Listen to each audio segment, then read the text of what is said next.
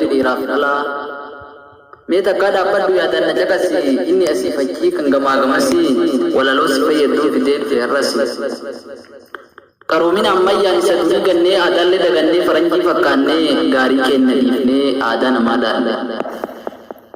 ani najabe kate to kanarra ismal jirtume dubadda ya fira yekum sawal fite araba wajira dogora tikko arabse dikese nagayani jeda ibalu sambira wae tiktok kana kam me kam disa hundin dubaddu me gari disa ulbasani dubaccu nama kam fakisa follow guddifatu namuma daganne waan guddanne seene yaadumaan kunne osoo hin baratin diploma baanne waan beenu seene wallala hankanne keessatti laalladhu ani hundaaf hin jenne kadugaa dubbatee tokkummaa lallabu beekanii jibbanii mataa gadi qabu mormi jabaa fi ol qabee jabeessee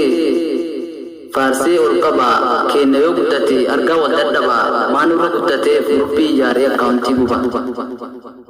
kan kaanii dubbatu golfanii iyyanii hamilee kennanii yuutuubii irra maxxansuuf viidiyoo isaa jiranii taarika baranaa kan na ajaa'ibsiisu jecha dhiiraan malee kan dhalaan odeessu ani kaata sijaala raamiti kaleessa baay'ee sijaala kadhuu koona dhageessa yaada kee miidhamee kan guyyaa keessa yoo ati nam fuune ani facceessa jettee lallabatti tiktoo kana keessa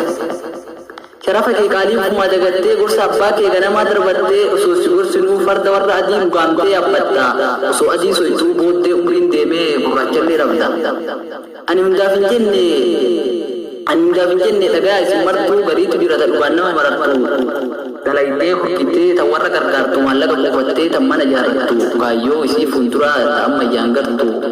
gaabbii takkan qabu jireenyi isii martuu nama guddaatu jira ka ilmaan isaa gatee dalagaa barbaadaaf ka'ee bahe biyyaa ka ammaas kennan kaayyoo isaa dagatee tiktook irraa iyya laayif irraan bu'u halkanii fi guyyaa taabtaa godhaa jedha tolfatee tumaniyyaa miidiyaa hordofuuf miidhaa isaatiif faayidaa isaa barii beekaa irraa baradhu beekumsaan uf qarii